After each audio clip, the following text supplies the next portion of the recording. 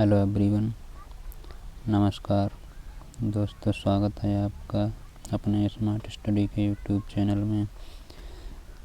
तो दोस्तों, आज की वीडियो में हम करने वाले हैं सीटेट का प्रीवियस ईयर का क्वेश्चन पेपर जो 2011 में आया था सीडीपी का।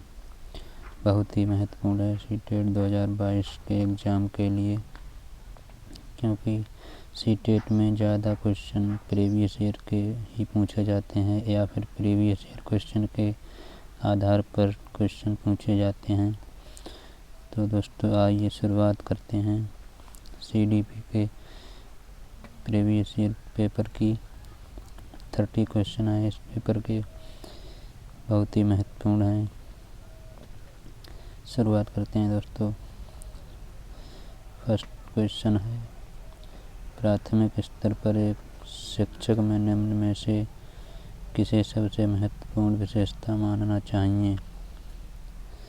ऑप्शन ए धैर्य और दृढ़ता, ऑप्शन बी शिक्षण पद्धतियों और विषय के ज्ञान में दक्षता, ऑप्शन सी अति मानक भाषा में पढ़ाने में दक्षता, ऑप्शन डी पढ़ाने की उत्सुकता। बताइए दोस्तों, कौन सा इसका आंसर होगा? इसका ए आंसर सही हो जाएगा, धैर्य और दृढ़ता। चलते हैं नेक्स्ट क्वेश्चन पर। नेक्स्ट क्वेश्चन है, एक शिक्षक अपने लोकतांत्रिक स्वभाव के कारण विद्यार्थियों को पूरी कक्षा में कहीं भी बैठने की अनुमति देता है। कुछ शिक्षार्थी एक साथ बैठते हैं और चर्चा करते हैं या समूह पठन करते हैं। कुछ चुपचाप बैठकर अपने आप पढ़ते हैं। एक अभिभावक को यह पसंद नहीं आता। इस स्थिति में निपटने का निम्न में से कौन सा तरीका सबसे बेहतर हो सकता है? देखिए दोस्तों, ऑप्शन नीचे हैं थोड़ा। ऑप्शन ए, अभिभावकों को प्रधानाचार्य से अनुरोध करना चाहिए कि वे उनके बच्चे का अनुभाग बदल दें। ऑप्शन बी, अभिभावकों को शिक्षक पर विश्वास व्यक्त करना चाहिए और शिक्षक के साथ समस्या पर चर्चा करनी चाहिए। ऑप्शन सी है, अभिभावकों को उस विद्यालय से अपने बच्चे को निकाल लेना चाहिए। ऑप्शन डी है, अभिभावकों को प्रधानाचार्य से शिक्षक की शिकायत करनी चाहिए। बताइए दोस्तों, इसका कौन सा आंसर ठीक हो जाएगा? तो इसका आंसर भी ठीक हो जाएगा, अभिभावकों को शिक्षक पर विश्वास व्यक्त करना चाहिए और शिक्षक के साथ समय पर चर्चा करनी चाहिए। राइट आंसर हो जाएगा। बढ़ते हैं नेक्स्ट क्वेश्चन पर। नेक्स्ट है, वह अवस्था जब बच्चा तार्किक रूप से वस्तुओं व घटनाओं के विषय में चिंतन प्रारंभ करता है, कौन सी अवस्था कहलाती है?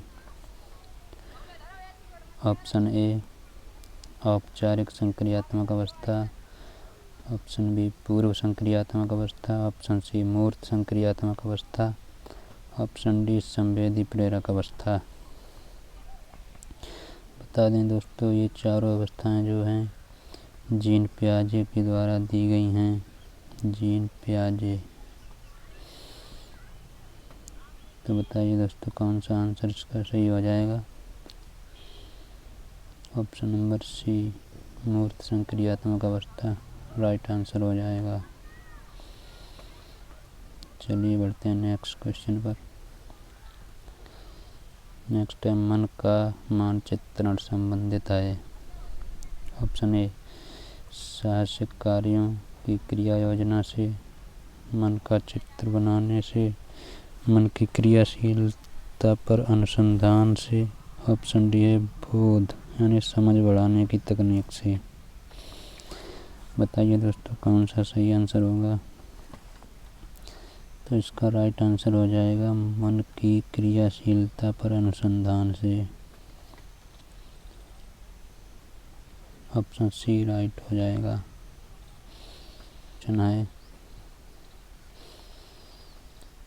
क्वेश्चन नंबर 5, विशेष रूप से प्राथमिक स्तर पर विद्यार्थियों की सीखने संबंधी समस्याओं को संबोधित करने का सबसे बेहतर तरीका है। ऑप्शन ए महंगी और चमकदार सहायक सामग्री का प्रयोग करना। ऑप्शन बी सरल और रोचक पाठ्यपुस्तकों का प्रयोग करना।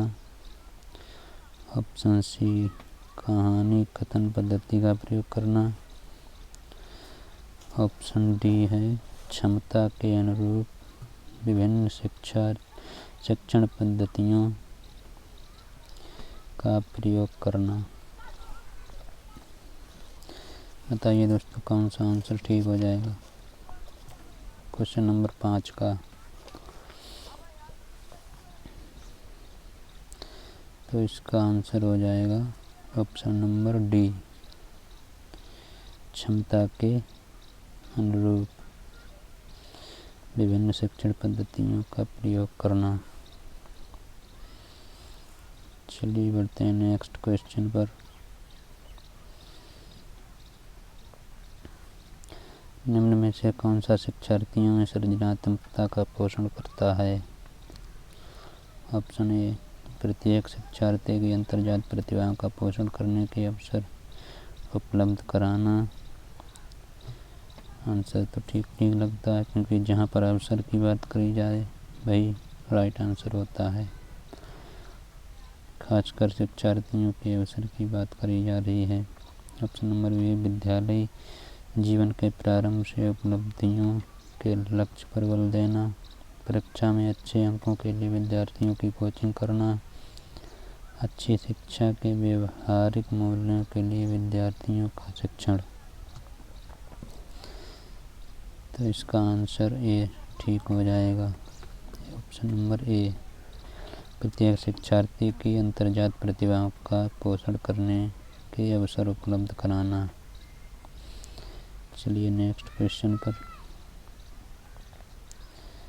क्वेश्चन नंबर 7 है, पियाजे के अनुसार निम्नलिखित में से कौन सी अवस्था में बच्चा अमूर्त संकल्पनाओं के विषय में तार्किक चिंतन करना प्रारंभ कर देता है। पियाजे की ये 4 अवस्थाएं दी हुई हैं। पियाजे ने ये 4 अवस्थाएं दी हैं। तो इस क्वेश्चन में बात की गई है अमूर्त संकल्पनाओं के विषय में तार्किक चिंतन आरंभ करना। तो अमूर्त संकल्पनाओं के विषय में बच्चा जो है तार्किक चिंतन करता है, वो 12 वर्ष के ऊपर पहुंचने के बाद स्टार्ट करता है। उससे पहले 7 से 11 के बीच में अमूर्त संकल्पनाओं के विषय में चिंतन करता है, और अमूर्त में 12 के ऊपर, यानी कि ऑप्शन नंबर ए सही हो जाएगा। चलिए बढ़ते हैं अगले क्वेश्चन पर। क्वेश्चन नंबर 8 है, सीखना समृद्ध हो सकता है यदि, मतलब सीखना कब समृद्ध हो सकता है। तो ऑप्शन है कक्षा में अधिक से अधिक शिक्षण सामग्री का प्रयोग किया जाए। ऑप्शन नंबर बी है शिक्षक विभिन्न प्रकार के व्याख्यान और स्पष्टीकरण का प्रयोग करें। ऑप्शन नंबर सी है कक्षा में आवधिक परीक्षाओं पर अपेक्षित ध्यान दिया जाए।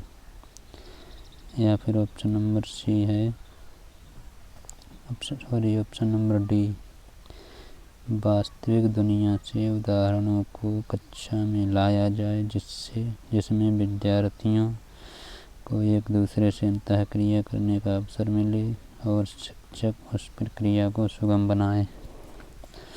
यही आंसर ठीक हो जाएगा। चलिए नेक्स्ट क्वेश्चन पर।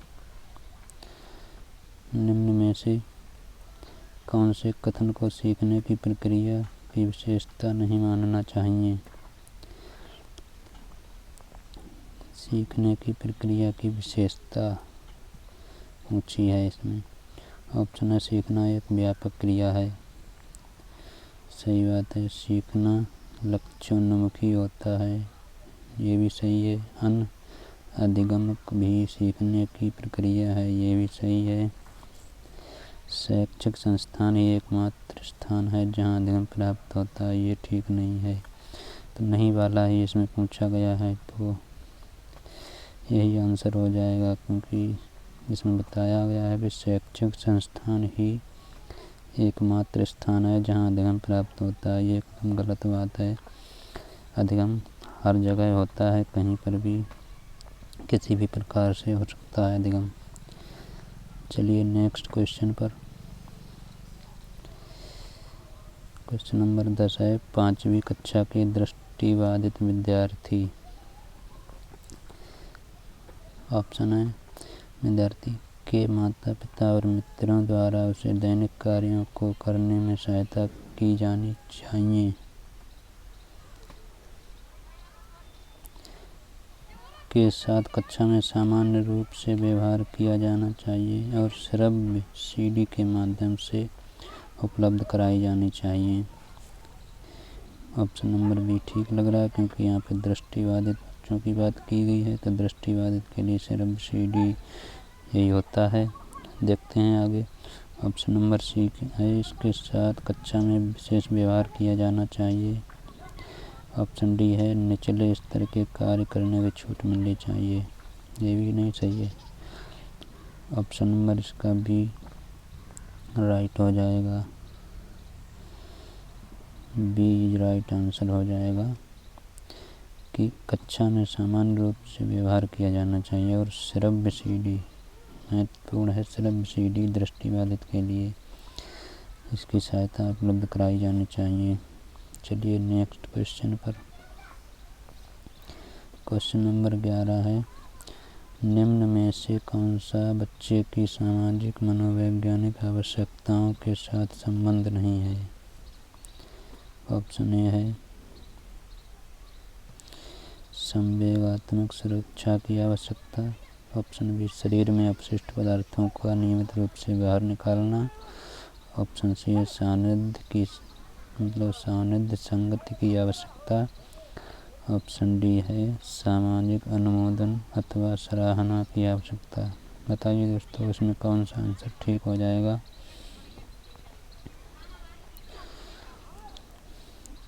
तो इसमें answer B, option number B सही हो जाएगा। शरीर में अपशिष्ट पदार्थों का नियमित रूप से बाहर निकालना, ये जो है सामाजिक मनोविज्ञान की आवश्यकताओं के साथ संबंधित नहीं है। चलिए बढ़ते हैं नेक्स्ट क्वेश्चन पर। क्वेश्चन नंबर 12, वह कौन सा स्थान है जहां बच्चे के संज्ञानात्मक विकास को सबसे बेहतर तरीके से परिभाषित किया जा सकता है। ऑप्शन ए विद्यालय एवं कक्षा पर्यावरण।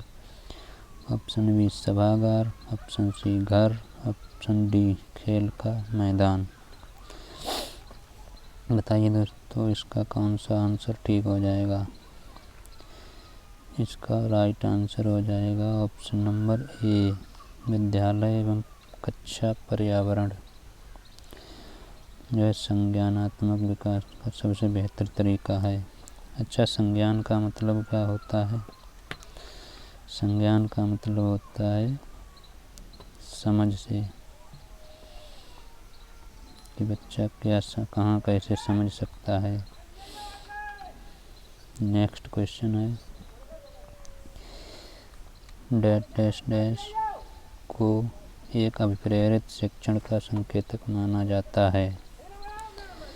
किसको एक अभिप्रेरित शिक्षण का संकेतक माना जाता है, ये बताना इसमें। तो ऑप्शन नंबर ए शिक्षक द्वारा दिया गया उपचारात्मक कार्य, विद्यार्थियों द्वारा प्रश्न पूछना, कक्षा में एकदम खामोशी, या कक्षा में अधिकतम उपस्थिति।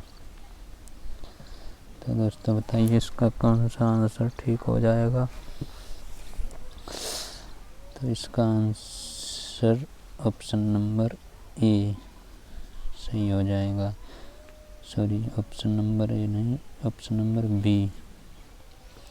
इसका आंसर ऑप्शन नंबर बी ठीक हो जाएगा। विद्यार्थियों द्वारा प्रश्न पूछना जो है एक अप्रेरित शिक्षण का संकेत माना जाता है। चलिए नेक्स्ट क्वेश्चन पर। Question number 14। निम्न में से कौन सा बुद्धिमान बच्चे का लक्षण नहीं है? ऑप्शन नंबर ए, वह जो प्रभावपूर्ण एवं उचित तरीके से संप्रेषण करने की क्षमता रखता है। वह जो अमूर्त रूप से सोचता रहता है। वह जो नए परिवेश में समायोजित कर सकता है अपने आप को। ऑप्शन नंबर डी है, वह जो लंबे निबंधों को बहुत जल्दी रटने की क्षमता रखता है। बताइए दोस्तों, इसका कौन सा आंसर ठीक हो जाएगा? तो इसका राइट आंसर हो जाएगा ऑप्शन नंबर डी। जो है इसमें लंबे लंबे निबंधों को रटने की बात की गई है।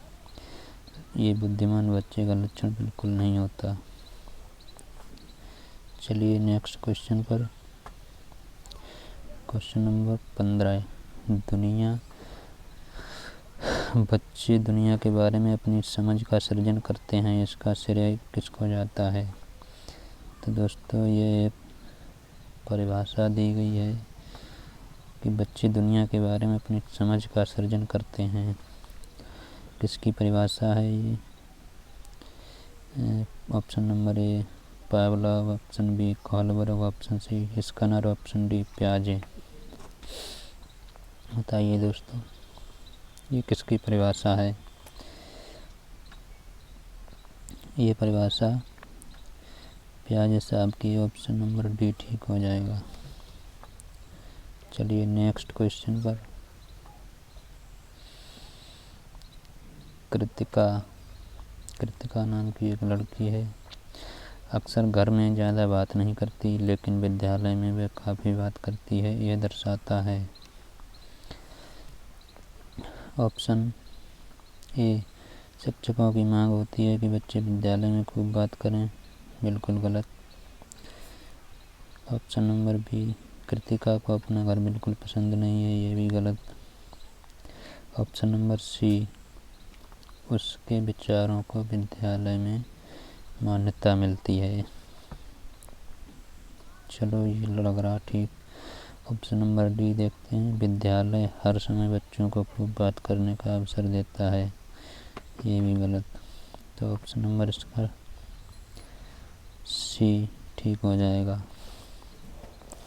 क्वेश्चन नंबर 16 का ऑप्शन सी, क्योंकि उसके विचारों को विद्यालय में मान्यता मिलती है, इसलिए वह ज़्यादा बात करती है। चलिए नेक्स्ट क्वेश्चन पर। क्वेश्चन नंबर 17 है, एक शिक्षक को अपने विद्यार्थियों की क्षमताओं को समझने का प्रयास करना चाहिए। निम्नलिखित में से कौन सा क्षेत्र इस उद्देश्य के साथ संबंध नहीं है? ऑप्शन नंबर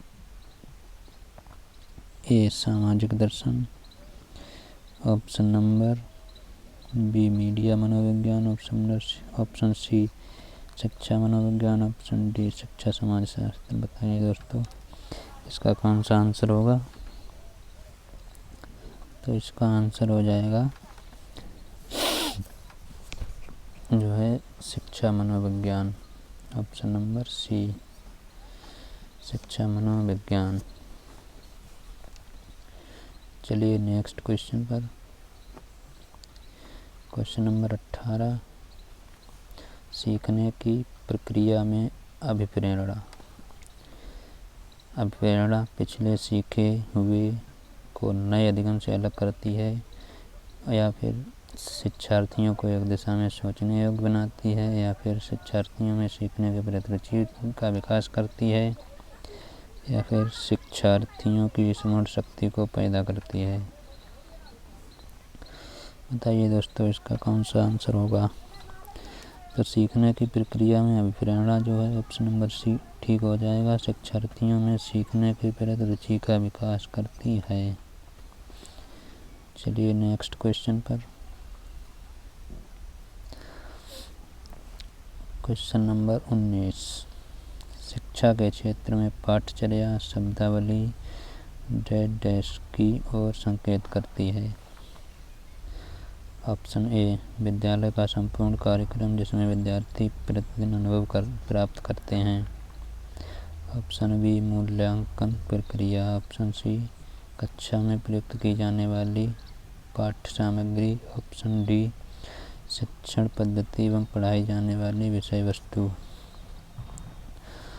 तो इसका राइट आंसर बताइए दोस्तों कौन सा होगा।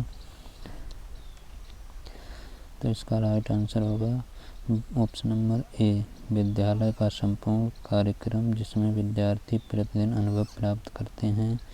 ये पाठचर्या शब्दावली की ओर संकेत करती है।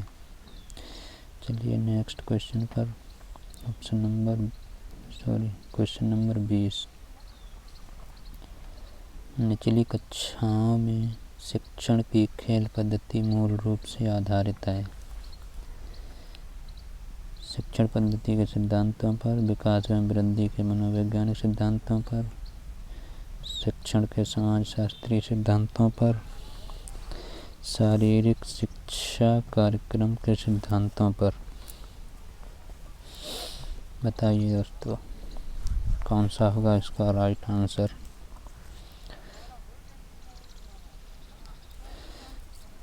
तो इसका राइट आंसर हो जाएगा ऑप्शन नंबर बी, विकास एवं वृद्धि के मनोवैज्ञानिक सिद्धांतों पर, जो है निचली कक्षाओं में शिक्षण की खेल पद्धति आधारित होती है।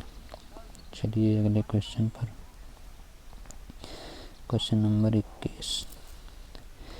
एक बच्चा अतीत की समान परिस्थिति में की गई इन क्रियाओं के आधार पर नई स्थिति के प्रति अनुक्रिया करता है। यह किससे संबंधित है। ऑप्शन ए, सीखने का प्रभाव नियम। ऑप्शन बी, सीखने की प्रक्रिया अभिवृत्ति नियम। ऑप्शन नंबर सी, सीखने का तत्परता नियम, या फिर सीखने का सादृश्यता नियम। बताइए इसका सही आंसर कौन सा होगा।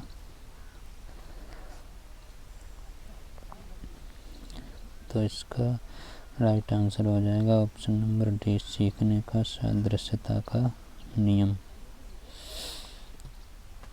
चलिए नेक्स्ट क्वेश्चन पर। प्रतिभाशाली होने का संकेत नहीं है। दूसरों के साथ झगड़ना, या फिर अभिवृत्ति में नवीनता, या फिर जिज्ञासा, या सृजनात्मक विचार। तो ये तीनों, अभिव्यक्ति में नवीनता, जिज्ञासा एंड सृजनात्मक विकास, ये तीनों प्रतिभाशाली होने का संकेत हैं। लेकिन ऑप्शन नंबर ए, दूसरों के साथ झगड़ना, ये सही आंसर हो जाएगा क्योंकि ये प्रतिभाशाली होने का संकेत नहीं है। चलिए अगले क्वेश्चन पर। Question number 23। विशेष आवश्यकता वाले बच्चों को शिक्षा उपलब्ध कराई जानी चाहिए। ऑप्शन ए, विशेष विद्यालयों में विशेष बच्चों के लिए विकसित पद्धतियों द्वारा, या फिर विशेष विद्यालयों में, या फिर विशेष विद्यालयों में शिक्षकों द्वारा, या फिर अन्य सामान्य बच्चों के साथ। बताइए दोस्तों इसका कौन सा आंसर ठीक हो जाएगा।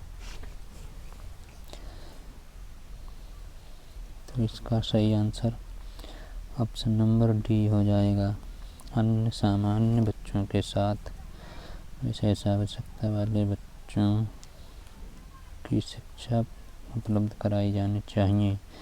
क्योंकि एनसीएफ 2005 में ये बताया गया है कि विशिष्ट बालकों को सामान्य बालकों के साथ में शिक्षा देनी चाहिए। चलिए नेक्स्ट क्वेश्चन पर।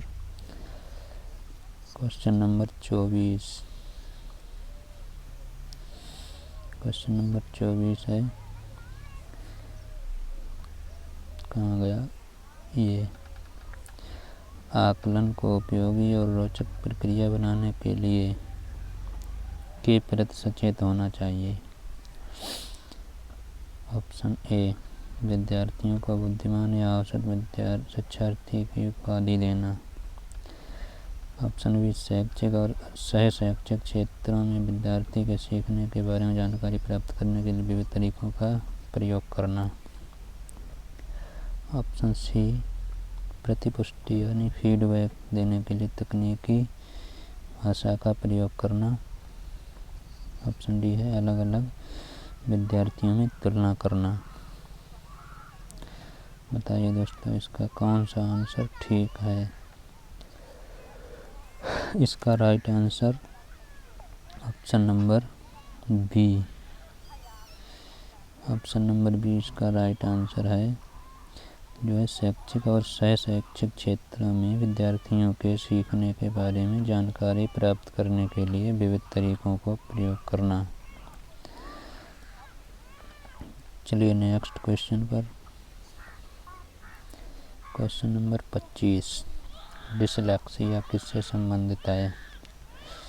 डिसलेक्सिया जो है पठन विकार से संबंधित है। ऑप्शन नंबर बी ठीक हो जाएगा। गणितीय विकार से संबंधित है डिसकैलकुलिया। अगला क्वेश्चन, बच्चों की सीखने की प्रक्रिया में माता पिता को भूमिका निभानी चाहिए। कौन सी भूमिका निभानी चाहिए? अग्रोन्मुखी भूमिका या फिर सहानुभूतिपूर्ण भूमिका, नकारात्मक भूमिका या फिर तटस्थ भूमिका?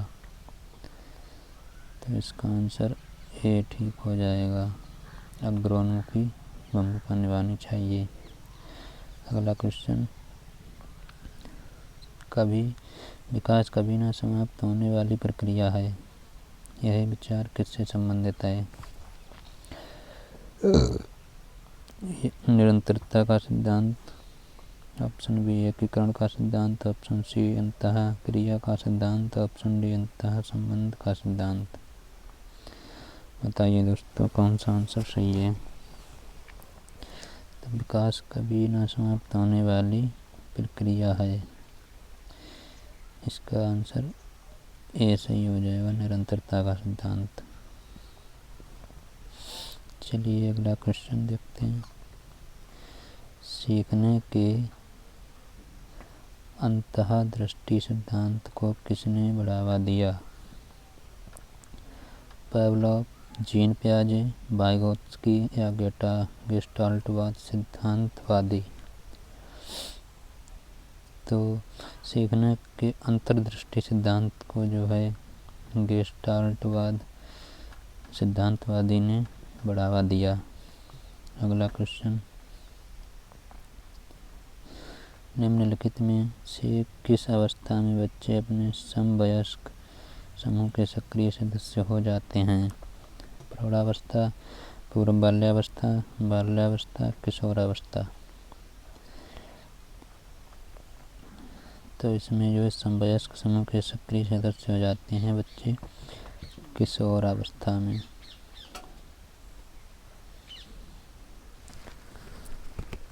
अगला क्वेश्चन, क्वेश्चन नंबर 30, बच्चों के बौद्धिक विकास की 4 विशिष्ट अवस्थाओं की पहचान की गई।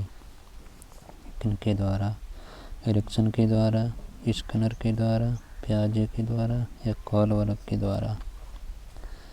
बताइए दोस्तों, लास्टवा क्वेश्चन है क्वेश्चन नंबर 30।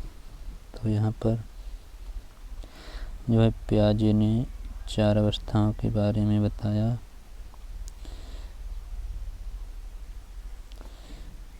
जो है 4 अवस्थाओं के बारे में पियाजे ने बताया, बौद्धिक विकास की 4 अवस्थाएं। तो दोस्तों ये थे CDP के 2011 का पेपर 30 क्वेश्चन जो पूछे गए थे। आशा है वीडियो आपको पसंद आई होगी। इसी तरह की वीडियो इस चैनल पर अपलोड होती रहेंगी। कृपया चैनल को सब्सक्राइब कर लीजिए।